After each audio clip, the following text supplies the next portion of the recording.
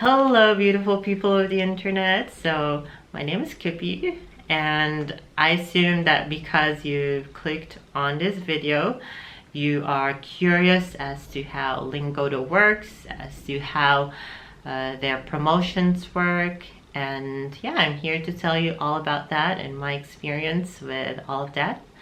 So, I am one of those people who have succeeded with their super sprint challenge, and I would like to tell you more about my experience with that. And yeah, very exciting. Actually, I received the news about 3 weeks ago that I would get a refund. It was on my spam folder on my email.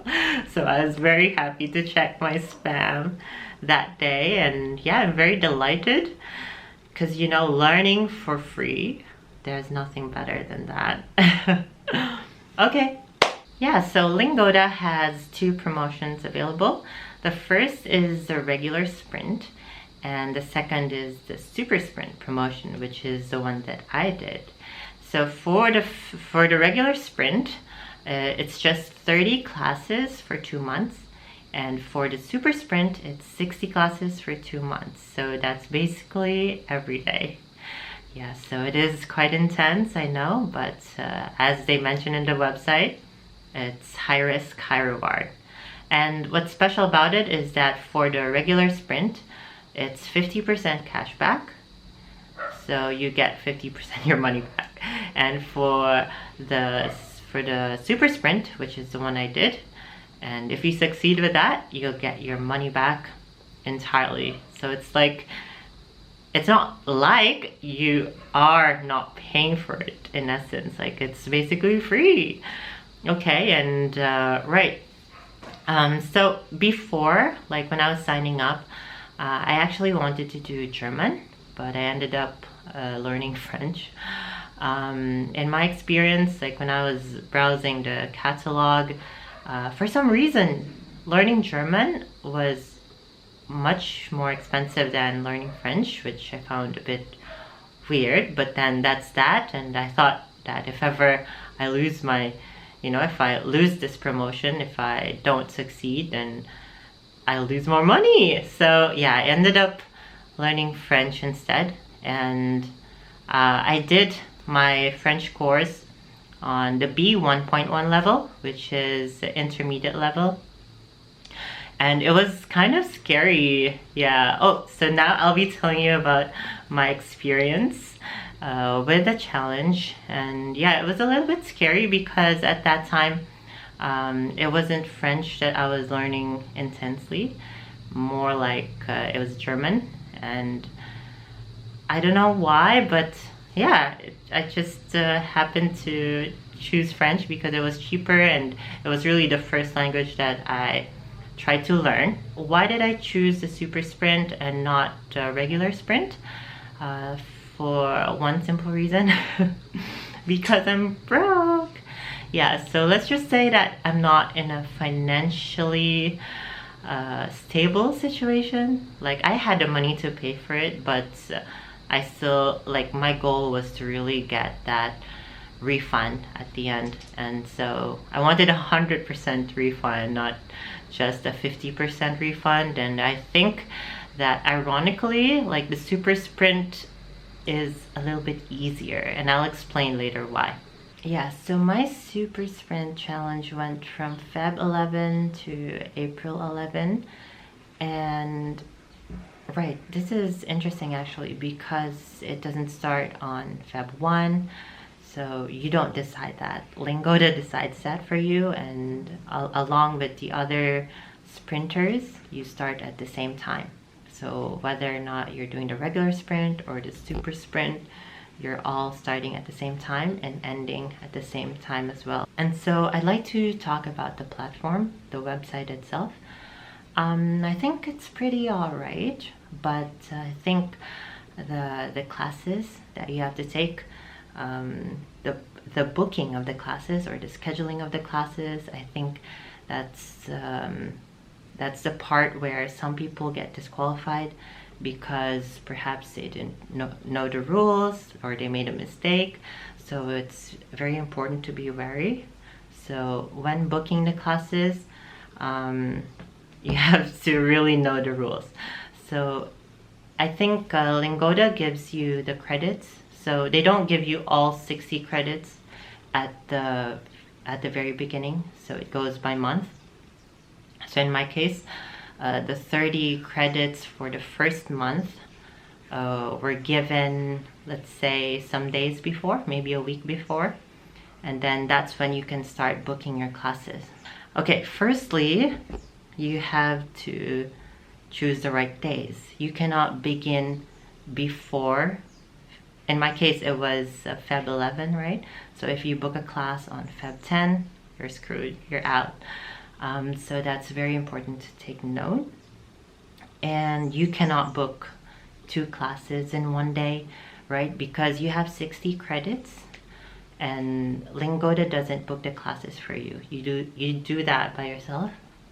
And so yeah, actually when I was booking all my classes, I was so nervous, like, what if I make a mistake?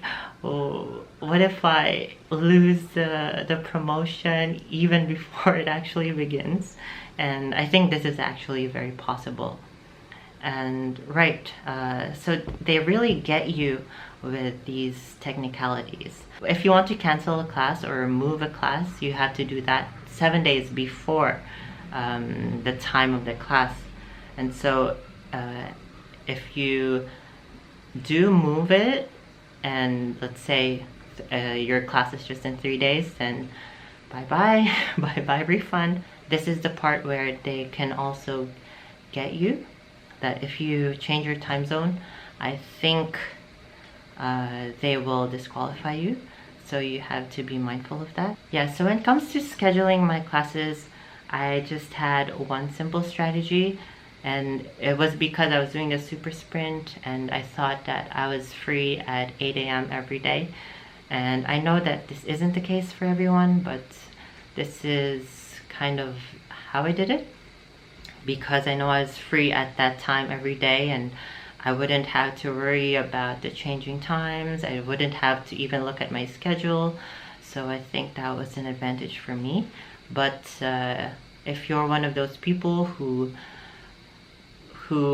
have to take like classes of different times, then good luck, and make sure you really check every day, because for me it was always at 8, but I was still checking because I was scared that maybe for one class I had booked it on a different time.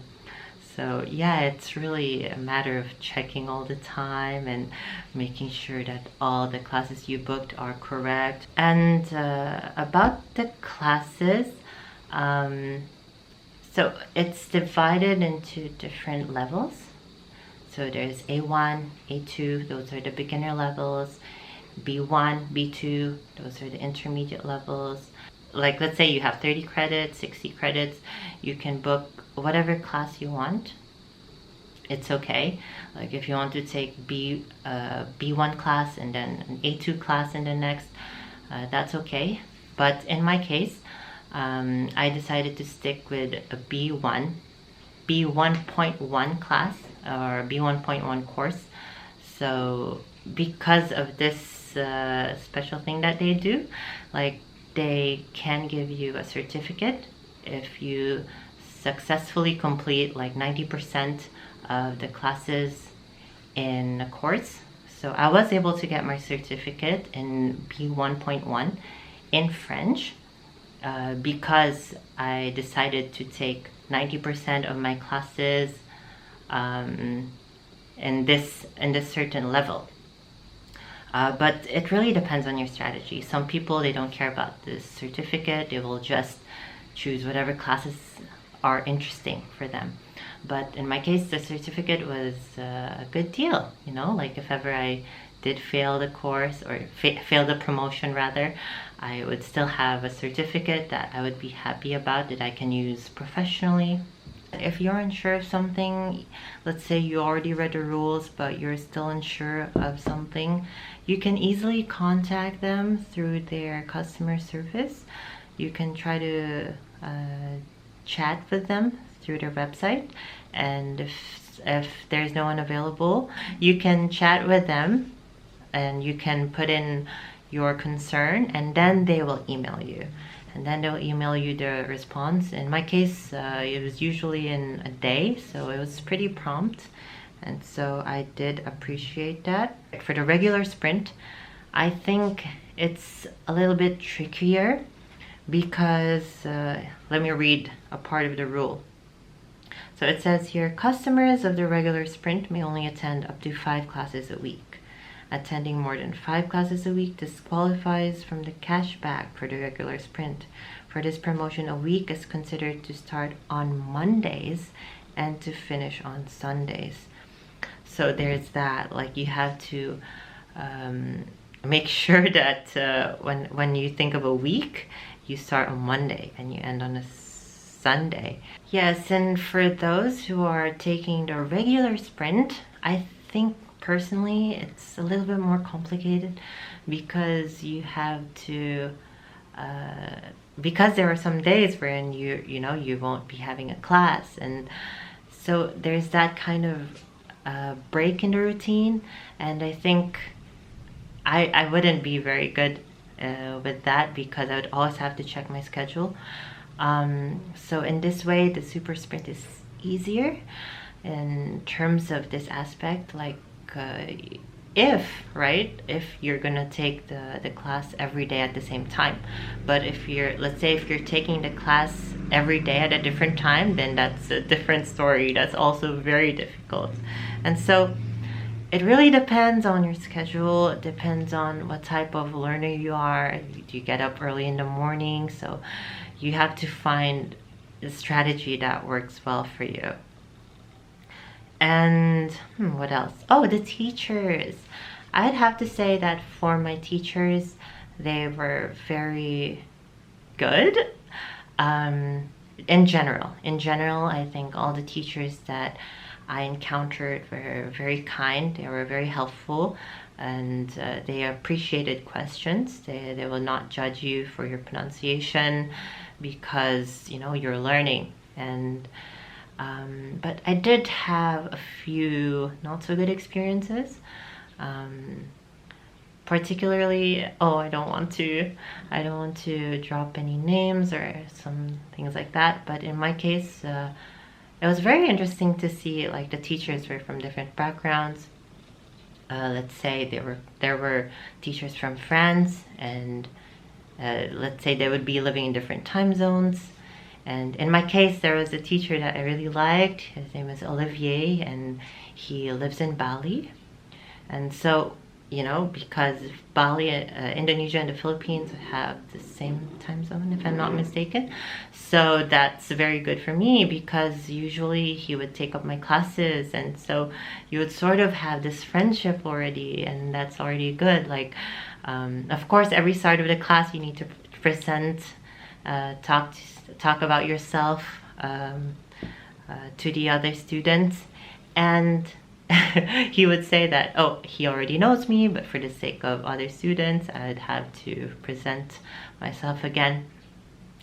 And back to the not so good experience I was talking about. So I had a teacher from Quebec twice, and although I only had a chance to have a teacher from Quebec once, it was very interesting to hear the accent.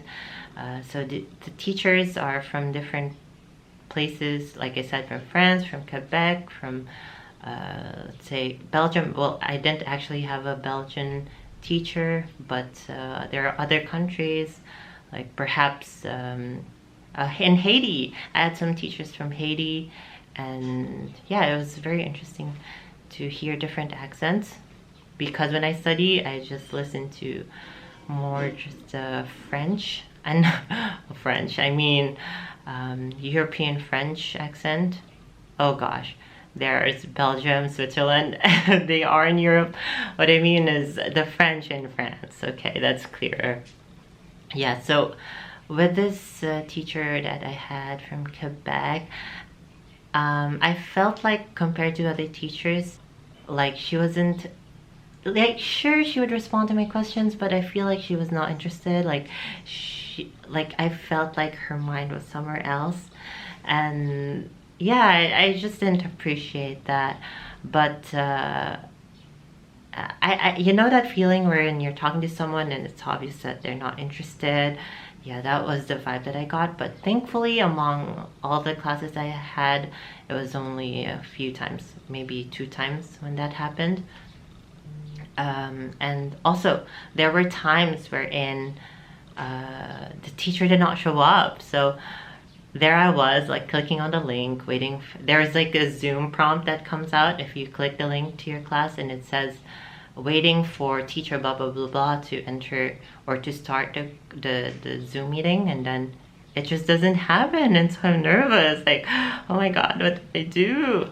So in this case, don't fall for the trap. If your teacher misses a class and it's not your fault, they give you a credit back, but you cannot use this credit during the 2 months. You have to tell them, oh, this teacher missed a class before and I want to have this credit. I want to take a class after the 2 months. So this is also very important. I actually did this twice. And yeah, so for the teachers, they mostly follow a PowerPoint, and this PowerPoint is already provided by Lingoda. So it's interesting because the teachers will have different strategies on how to go about it, but usually they will go through the PowerPoints and you'll read let's say the exercises, the examples. And oh, one more thing. I'm sorry if I'm all over the place, but yeah, I just want to share everything. There's just so much that happened. Yeah, so as I was saying, when you take the classes, they are separated into different categories. So for some classes, they are reading classes, grammar classes, what else? Oral conversation classes.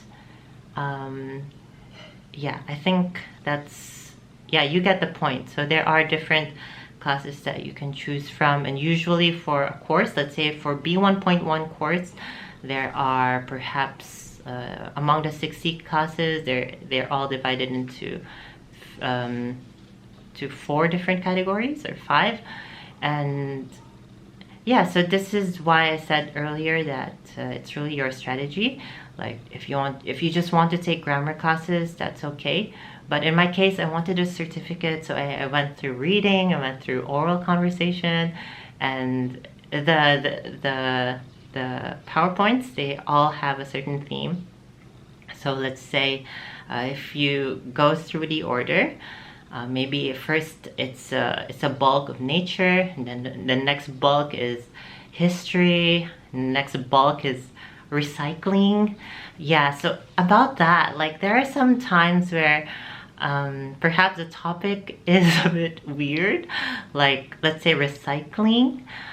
Sure, it's interesting, but at the same time, do I really need that at this point in my life? But yeah, you get what I mean. But the important thing is that you're practicing every day, you're learning, and you're challenging yourself. So I think it's also a good thing because they expose you to different vocabularies that you really don't know.